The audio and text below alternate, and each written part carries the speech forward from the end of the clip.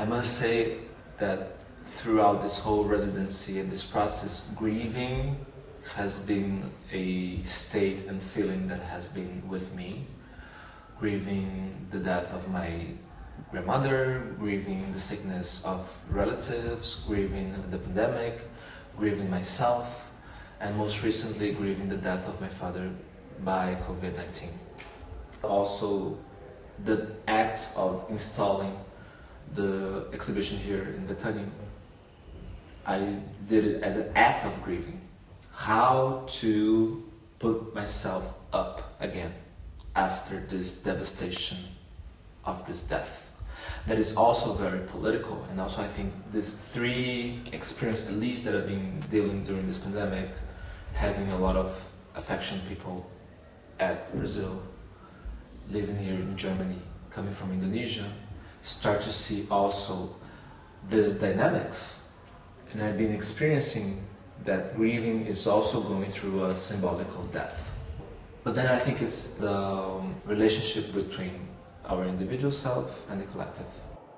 We need to have symbolical deaths through our life in order to keep existing.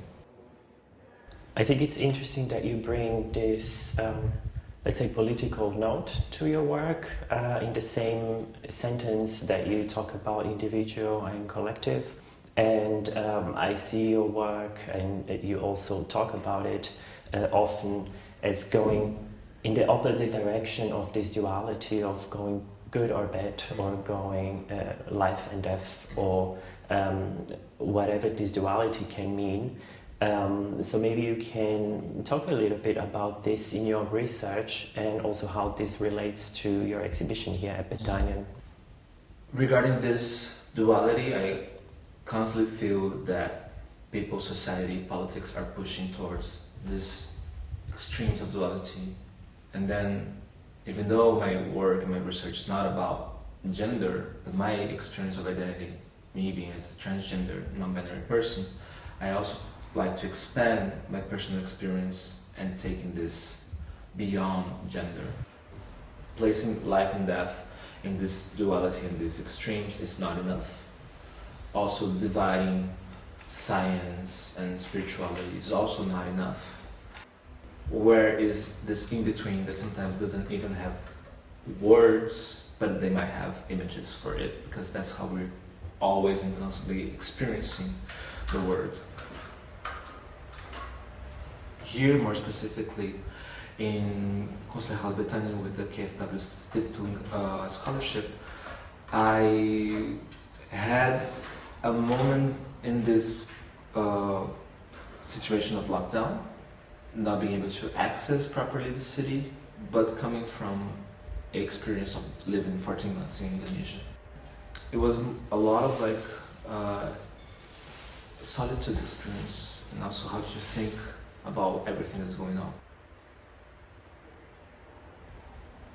I've been understanding how it's actually taboo and marginalized to talk about death on a daily basis. And it's something that's happening, but my concern right at this moment is, why has society marginalized this topic that we don't talk with naturality? We only reserve the talk about it in the situation of death, which it makes the process of grieving harder. I've been feeling this marginalization. At the moment that this happened, that we're going through worldwide, I start to think it might take me maybe years to do again the way I do things. Instantly I start to think about other practices.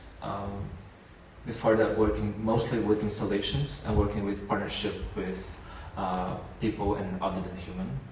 Other than human, I understand there are bacteria, there are viruses, there are fungi, there are deities, ancestors, time, everything that compose our ecosystem, and trying to bring also a horizontal view and equality between them. Here in the studio I have this plate with fruits and vegetables who were not properly fit to be consumed. Instead of throwing them away, I kept them here, and they've been here for months now, 8 months, 9 months. And then also staying with this stance, staying with rotten. It's not about fresh and rotten, but rotten and post-rotten and after rotten, what happens. And then also understanding that in this process of rottenness, there are many processes there, like fungi, insects, life. Now that we're going through the changes of weather and temperature, every day there is like this different presence in it. Day by day, looking at them, drawing them directly. Something about the drawing as a way to find other means to relate with them. Not as much about a representation, not as much about a drawing abuse, more about how to relate.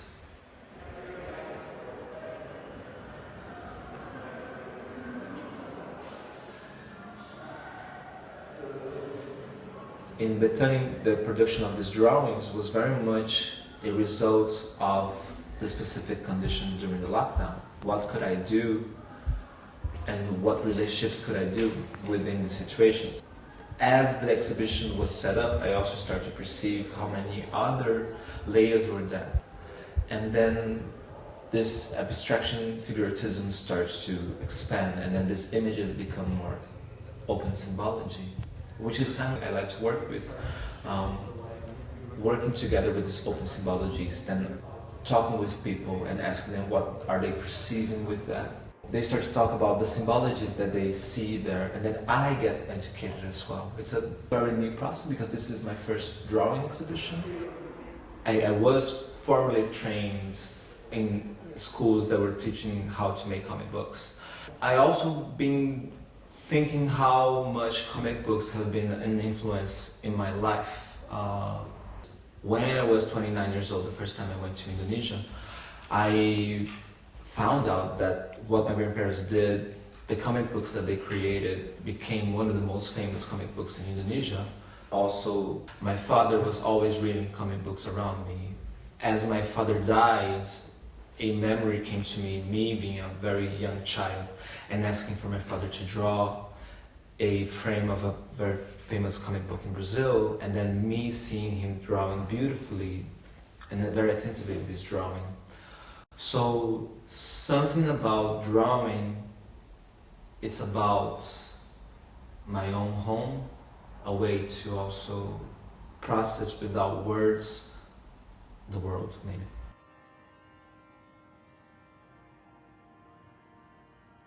There was a very formative experience in my life, and then I also think it's a very much impacting experience that I had that influenced a lot what I do. The house where my Indonesian family migrated and lived, it was in my childhood a very protected house by my aunts. They wouldn't let me touch the objects and relate with them very much. It was very strict. Years after, when I was 19 years old, one of my aunts called me. They were about to sell that house, and they called me to find objects of value. Tragic things happened in that house. I returned there after 2 years. The house was closed and nobody went there, and then I returned there after maybe 5 years. I went there for the last time. When I get to the house, all the furniture, all the things are there in the same place as I remember when I was a child, but time has taken over. So these objects were covered in a thick layer of dust, mold, and humidity was growing in places. Roots of plants were entering the house. A whole library was eaten by termites.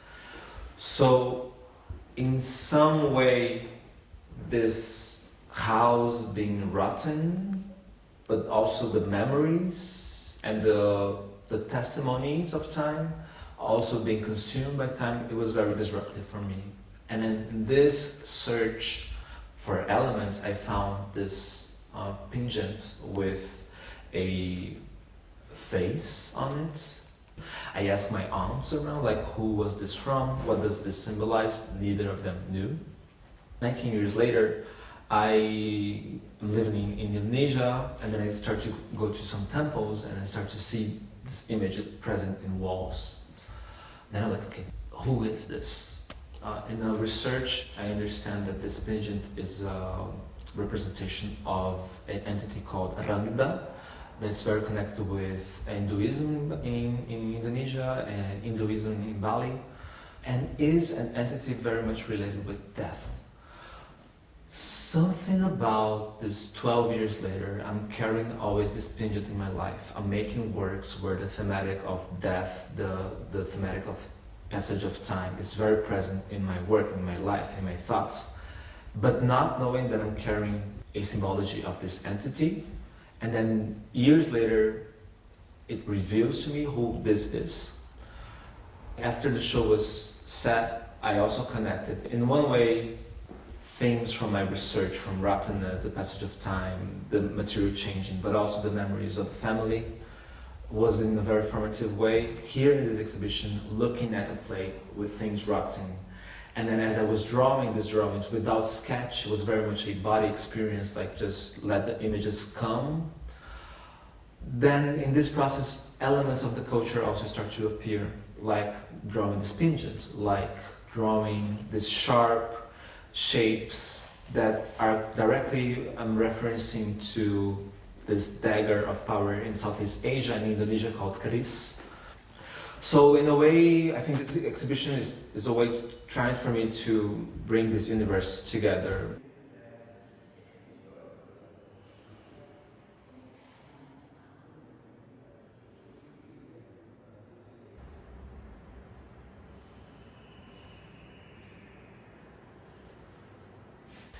So you say that you're a Brazilian Indonesian artist, and how does this reflect to your work in regards to the ideas or the cultural differences relating to death?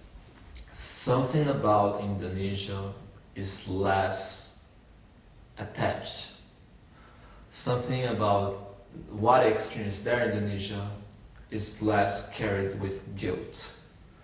I've been seeing experiencing people in Brazil who had been dealing very heavily with this and been living with guilt and been dying with guilt.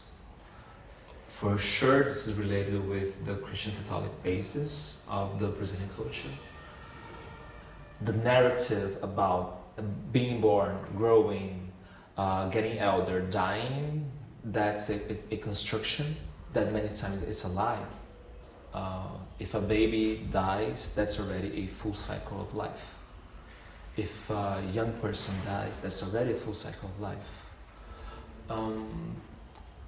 And then not being able to talk about it on a daily basis, or talk about how would I like to live to die well? How would I like to die? Talk with that with friends, talk with that with families without being a hard topic. I think this can be quite revolutionary. And I also understand that now, July 2021, we're seeing strongly the differences with power and politics. Places who are very well protected with vaccine, protected with the law, and others who are now very hard. And I wonder, are people grieving? Shouldn't we be now in this society different?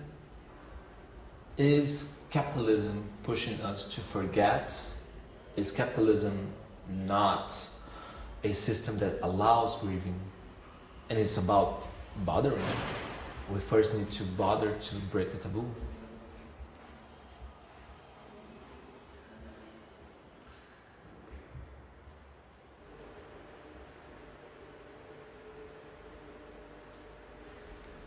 (2021), I'm framing in a larger context what I'm calling the Rotten Research, which is different projects with each one a specific language of creation and art, and then each one of them working together with other people and also thinking about a site specific for each realm. Then it is being divided and also connected through lectures, essays, interviews, my position and also as educator, research projects, installation, exhibitions, and etc. Then for each project there's also like a position. Some of them are like collective projects and the authorship is more diluted and I'm there coordinating. For instance, Rotten TV, which is this project between Indonesia, Scotland and Brazil. I understand myself as someone who's learning with the works, not someone who's producing content for other people to learn, but also as a way to learn together. And then we put it in the world and then this starts to evolve. So often with my installations, I need 2 years to kind of like understand the concepts around it. With the pandemic and also this limitation that I spoke in the past, I felt the need to write about the topics that I've been thinking about and how it's important also that I haven't registered it. I found ways to find peace with it. I needed to reach out for friends who would teach me how to write and how to find my own language in writing. I also think it's a more mature time for me to be able to express with other languages without being insecure about them. I think there's like this micro and macro, you know, like my individual experience, the things that I need to do by myself, the things that I need to do in collectiveness, the thing that I need to work with other people. So this is the attempt. Something about this residency was kind of like a moment to concentrate and also to be able to leave this chaotic world that we're living right now, and then also understanding where, and I'm still in this process, where am I standing?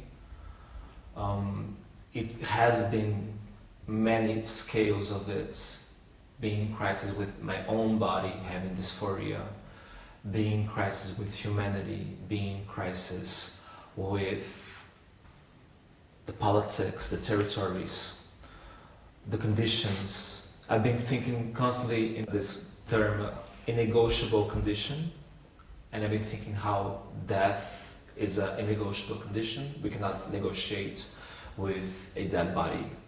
The same thing, I cannot negotiate with my living conditions. I cannot negotiate with my hunger. I cannot negotiate with my desire to sleep. If I try to negotiate, there will be a moment that I will collapse. And then this perspective is also something that I'm now bringing more towards the work and how it's important to be also diverse in them. My focus still is installation, but I also think that the challenge and coming out of the challenges of this pandemic is also being confident that I can express myself together with other people in other languages of art, and that's not going to diminish my other practices.